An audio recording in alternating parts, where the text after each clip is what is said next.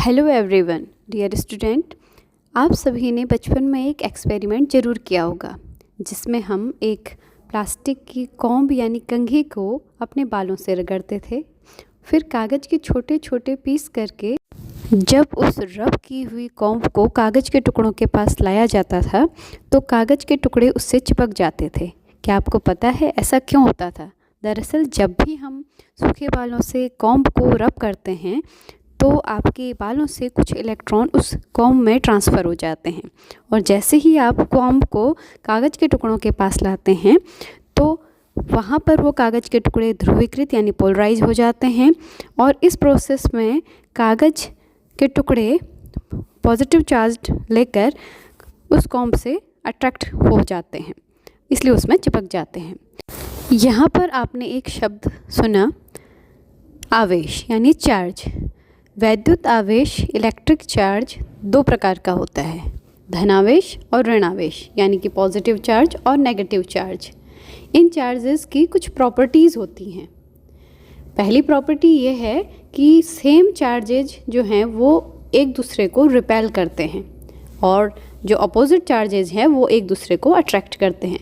यानी आप अगर एक पॉजिटिव चार्ज और नेगेटिव चार्ज को पास में लाएंगे तो वो एक दूसरे को अट्रैक्ट करेंगे, और अगर आप पॉजिटिव चार्ज पास लाएंगे या फिर नेगेटिव चार्ज को पास लाएंगे तो वो दोनों एक दूसरे को रिपेल यानी प्रतिकर्षित करेंगे, दूर को भेजेंगे। अब बात करते हैं चार्जेज के मात्रक की, यानी वैद्युत आवेश के पास क्या मात्रक है। वैद्युत आवेश का मात्रक कूलॉम्ब है, जो कि इसका एसआई मात्रक है। अब देखिए, अभी हमने बात की थी कि सेम चार्जेज एक दूसरे को रिपेल करते हैं, तो आपको पता ही होगा कि प्रोटॉन के पास होता है पॉजिटिव चार्ज यानी धनावेश।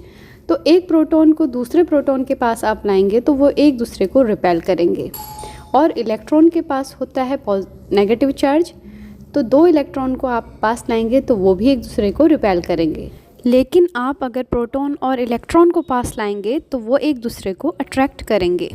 अब बात करते हैं इलेक्ट्रॉन पर आखिर आवेश कितना होता है।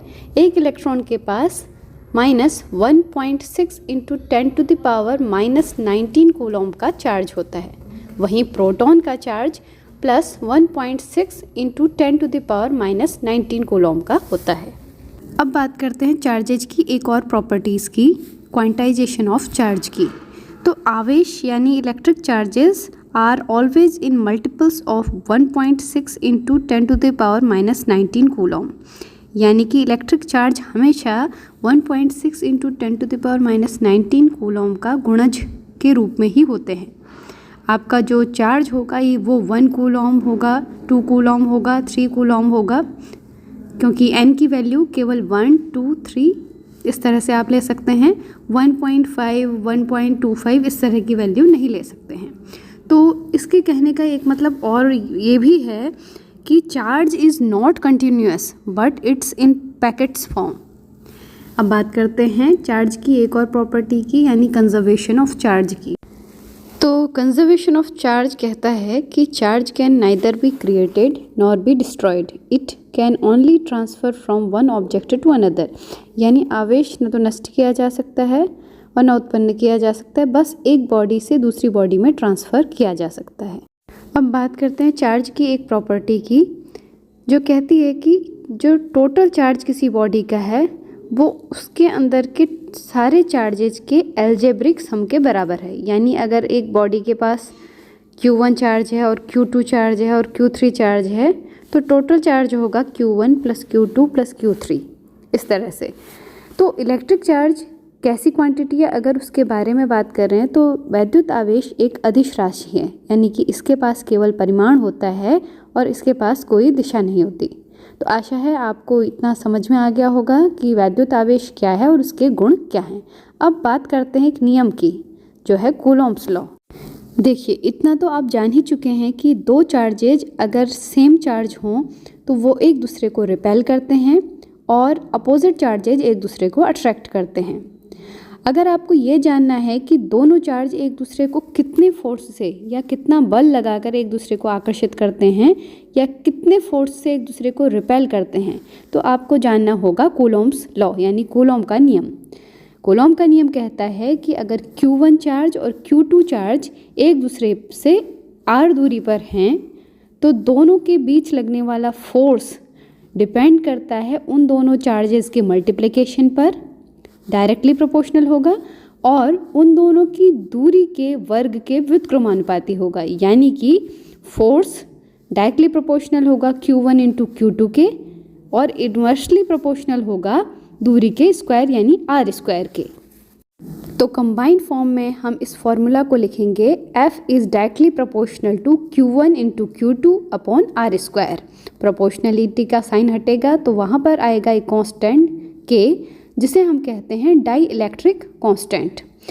अब ये जो डाई इलेक्ट्रिक कांस्टेंट K है, इसकी वैल्यू होती है 8.987 into 10⁹ newton into metre square पर कूलॉम स्क्वायर। यहाँ पर एक बात गौर करने वाली है कि दोनों आवेशों के बीच लगने वाला जो बल है वो दूरी के वर्ग के व्युत्क्रमानुपाती है। इसका सीधा सीधा अर्थ यह है कि जैसे जैसे दूरी बढ़ती जाएगी, चूँकि दूरी आपका इन्वर्स रिलेशन में है, तो आपका लगने वाला बल जो है वो घटता जाएगा। यानी दोनों चार्जेस के बीच की दूरी अगर बहुत ज़्यादा हो जाए तो जो लगने वाले बल का प्रभाव है, चाहे वो आकर्षण बल हो चाहे प्रतिकर्षण, वो घटेगा। तो दूरी बढ़ेगी तो फोर्स घटेगा और दूरी घटेगी तो फोर्स बढ़ेगा।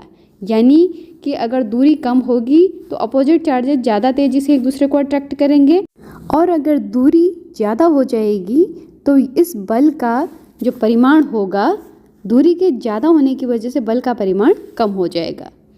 तो आशा है आपको कूलॉम का नियम और वैद्युत आवेश तथा वैद्युत आवेश के गुणों के बारे में इस वीडियो से जानकारी मिली होगी।